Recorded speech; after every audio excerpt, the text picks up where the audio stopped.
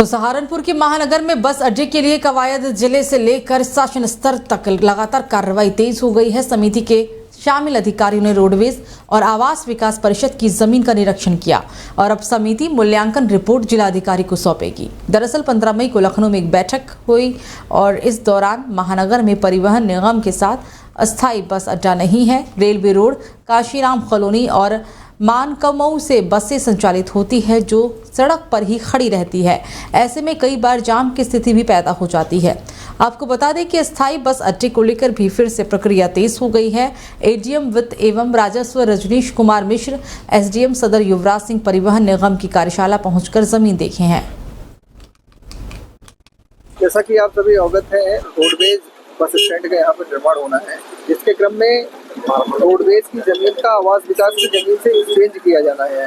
उसी के क्रम में डीएम साहब के द्वारा एक समिति बनाई गई थी, जिसमें समिति को दोनों जमीनों को वैल्यूएशन करके रिपोर्ट सबमिट करना है।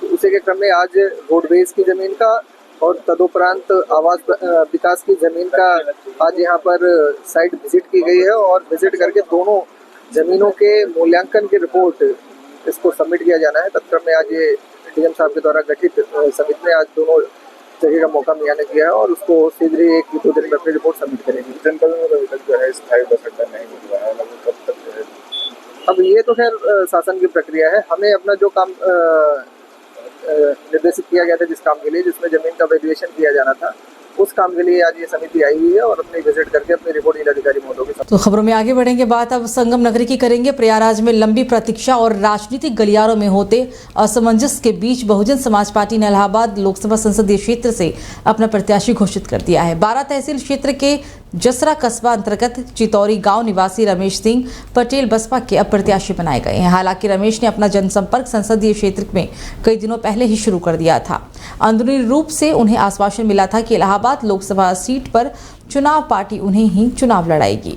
इंद्रपाल सिंह पटेल और अनारकली के बेटे रमेश सिंह पटेल कुर्मी बिरादरी के हैं। उनकी शैक्षणिक योग्यता भी हाई स्कूल है।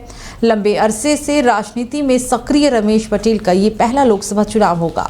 तो कांग्रेस के वरिष्ठ नेता और पूर्व विदेश मंत्री सलमान खुर्शीद ने अपनी पारिवारिक भतीजी सपा की जिला उपाध्यक्ष मारिया आलम खां के वोट जिहाद वाले बयान से किनारा कर लिया है। इंटरनेट मीडिया पर वायरल एक वीडियो में वो कह रहे हैं कि इंडी गठबंधन की सभा में वो मौजूद तो थे, पर उसमें जो कहा गया उससे उनका कोई संबंध नहीं है। जिस संदर्भ में किसी ने कुछ कहा उसका क्या जवाब देंगे, ये बोलने वाले का निर्णय है, मेरा नहीं। वीडियो में पूर्व विदेश मंत्री ने ना तो मारिया का नाम लिया और ना ही उन्हें भतीजी कहा। उन्होंने कहा कि जिस शब्दावली पर आपत्ति की जा रही है उस बारे में स्पष्ट कर दूं कि जो कुछ कहा जा रहा है ना तो उसका संबंध तथ्यों से है, ना ही कहीं हमारे विचारों से संबंधित है। जिस सब शब्दावली पर आपत्ति ली जा रही है उसके बारे में मैं स्पष्ट कर दूं कि जो कुछ कहा जा रहा है उसका ना तो कुछ संबंध तथ्यों से है, वो वास्तविकताओं से है, या ही कहीं भी हमारे विचारों से कहीं संबंधित हो। हमारे विचार बड़े स्पष्ट हैं। मेरी राजनीति और मेरी पार्टी की राजनीति बड़ी स्पष्ट है। हम ऊंची और छोटी और लोगों को अलग करने की और तोड़ने की राजनीति नहीं करते हैं, जोड़ने की राजनीति करते हैं।